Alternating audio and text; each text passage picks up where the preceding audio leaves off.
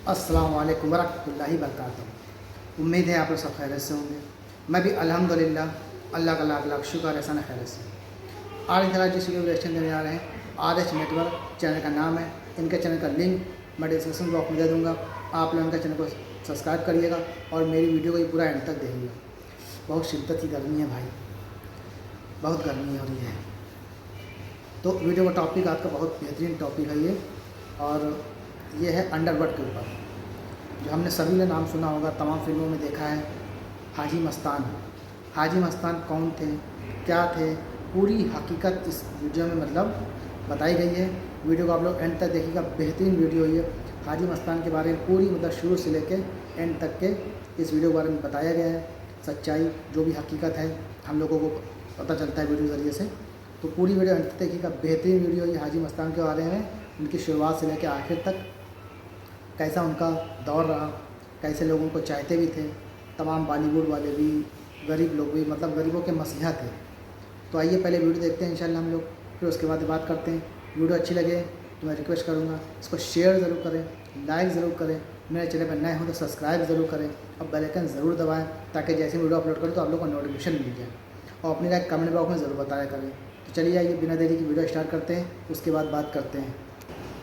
दोस्तों, भारत के मशहूर शहर मुंबई के अंदर एक इलाका है कि जिसको दुनिया में डोंगरी के नाम से जाना जाता है।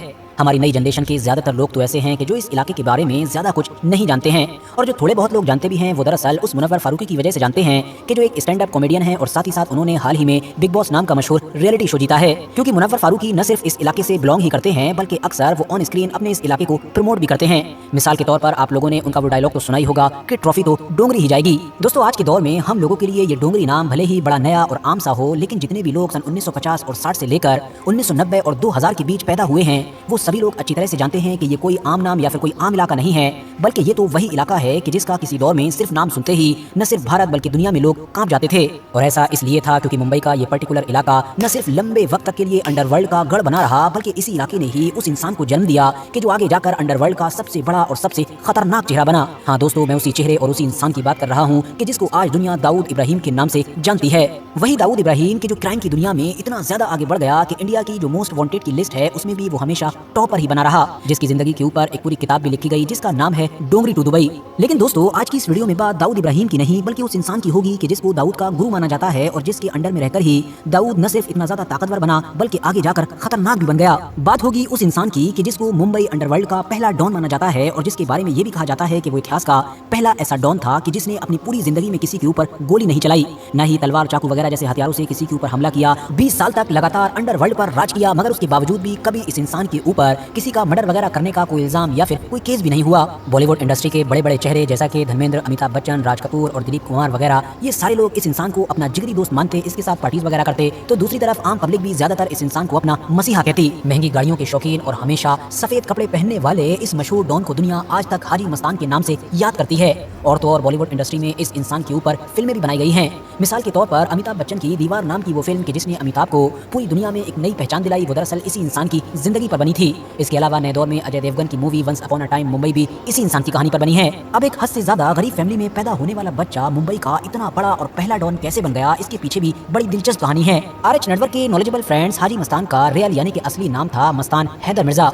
जन्म हुआ था 1 जनवरी सन 1926 को तमिलनाडु के एक छोटे से गांव में। और जैसा कि मैंने पहले ही बताया कि फैमिली तो हद से ज्यादा गरीब थी, इतनी गरीब कि कई बार तो घर पर 2-2 या 3-3 टाइम तक लगातार खाना भी नहीं बनता था। मस्तान मिर्जा की उम्र अभी 8 साल ही थी कि इनके पिता ने यह फैसला किया कि क्यों ना मुंबई जाया जाए, क्योंकि अगर शहर में पहुंचेंगे तो जाहिर है इतना तो कमा ही लेंगे कि घर बार वगैरह चल सके। इसीलिए मुंबई पहुंचे और वहां पर साइकिल रिपेयरिंग की एक दुकान यानी कि पंक्चर लगाना या फिर साइकिल की दूसरी तरीके से रिपेयरिंग वगैरह का काम शुरू कर दिया। मस्तान मिर्जा भी 8 साल की उम्र से अपने फादर के साथ ही काम करने लगा। 8 साल का मस्तान मिर्जा उस साइकिल की दुकान पर बैठते बैठते अब 18 साल का हो चुका था, यानी 10 साल गुजर चुके थे, मगर कोई खास कामयाबी न मिल सकी, क्योंकि जाहिर है उस साइकिल की दुकान से कोई ज्यादा आमदनी हो ही नहीं पा रही थी। दुकान के सामने मौजूद रोड से अक्सर महंगी महंगी गाड़ियां गुजरती कि जिनको मस्तान मिर्जा अपनी हैरत भरी निगाहों से देखता। महंगी महंगी गाड़ियों के अलावा मुंबई में मौजूद आलीशान और खूबसूरत बंगलों पर भी मस्तान मिर्जा की नजर पड़ा करती थी, मगर जाहिर है मस्तान मिर्जा कुछ कर नहीं सकता था। इसी 10 साल के पूरे अरसे में ही मस्तान मिर्जा के बहुत सारे दोस्त वगैरह भी बन गए थे और इन्हीं दोस्तों में से ही कुछ ने उसको मशवरा दिया कि कब तक इस दुकान वगैरह पर बैठा रहेगा जहाँ तेरी आमदनी भी नहीं होती है, क्यों ना तू उस बंदरगाह पर चल कि जहाँ पर तेरी अच्छी खासी कमाई हो जाएगी। अपने दोस्तों के मशवरे पर ही मस्तान मिर्जा ने ये साइकिल रिपेयरिंग का काम छोड़ा और बंदरगाह पहुंचकर कुली बन गया।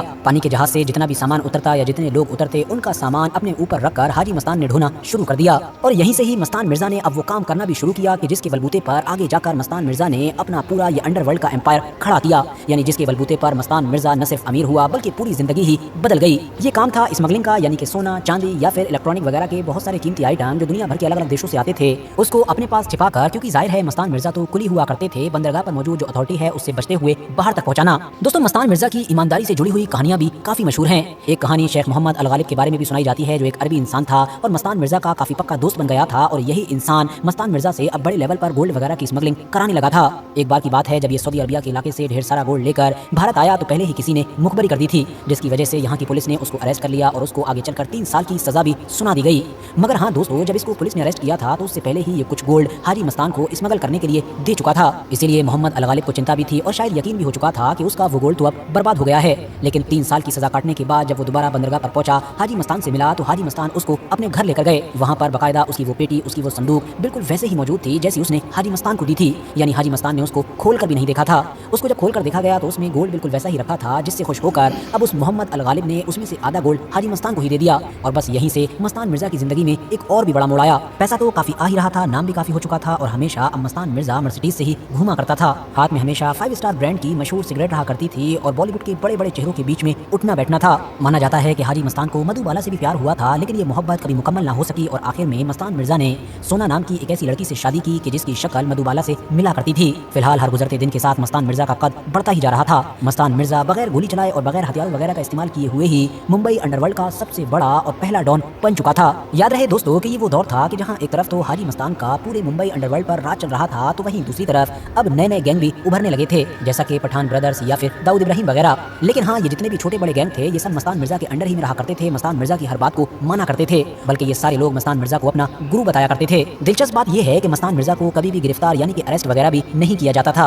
वजह यही बताई जाती है कि क्योंकि मस्तान मिर्जा की तरफ से पुलिस और कस्टम से जुड़े हुए लोगों को पैसे या फिर कीमती तोहफे दिए जाते थे और जो इस तरह से भी नहीं मानता था तो उसका मस्तान मिर्जा की तरफ से ट्रांसफर करवा दिया जाता था, क्योंकि जाहिर है बॉलीवुड या फिर पॉलिटिक्स से जुड़े हुए बड़े बड़े लोगों के साथ मस्तान मिर्जा के सीधे कनेक्शन थे। हालांकि दोस्तों उसी दौर में जब पूर्व प्रधानमंत्री इंदिरा गांधी की तरफ से पूरे देश में इमरजेंसी का ऐलान किया गया, देश के सभी ताकतवर मशहूर नेताओं और अहम और मशहूर लोगों को जेलों में डाला गया, तो साथ ही मुंबई के मस्तान मिर्जा को भी जेल में डाला गया, क्योंकि इंदिरा गांधी ने मस्तान मिर्जा का नाम भी काफी सुन रखा था। इमरजेंसी के दौर में हाजी मस्तान यानी कि मस्तान मिर्जा लगभग 18 महीने तक लगातार जेल में रहे और इसी जेल के दौरान ही उनकी जिंदगी में सबसे बड़ा मोड़ आया, या फिर ये कहिए कि उनकी जिंदगी पूरी तरह से बदल गई। और जिंदगी बदली जेपी यानी कि जयप्रकाश नारायण की वजह से, जिनसे हाजी मस्तान की मुलाकात जेल में हुई थी।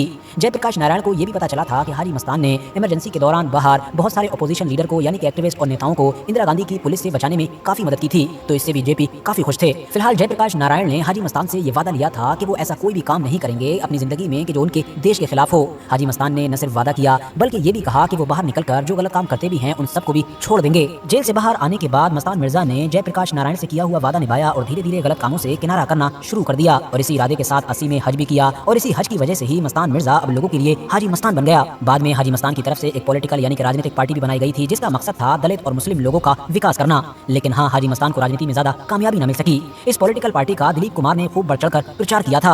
हाजी मस्तान के अलावा अंडरवर्ल्ड की दुनिया में उस दौर में अब धीरे धीरे अरुण गावली, छोटा राजन या फिर दाऊद इब्राहिम जैसे कई नाम उभर चुके थे। मगर हाँ, जैसे जैसे वक्त गुजर रहा था ये बात भी क्लियर हो चुकी थी कि हाजी मस्तान का उत्तराधिकारी यानी कि हाजी मस्तान के चले जाने के बाद उनकी जो जगह लेगा वो दरअसल दाऊद इब्राहिम होगा। लेकिन यहाँ पर नोट करने वाली बात यह है कि हाजी मस्तान के अपने धंधे को लेकर कुछ कायदे कानून थे।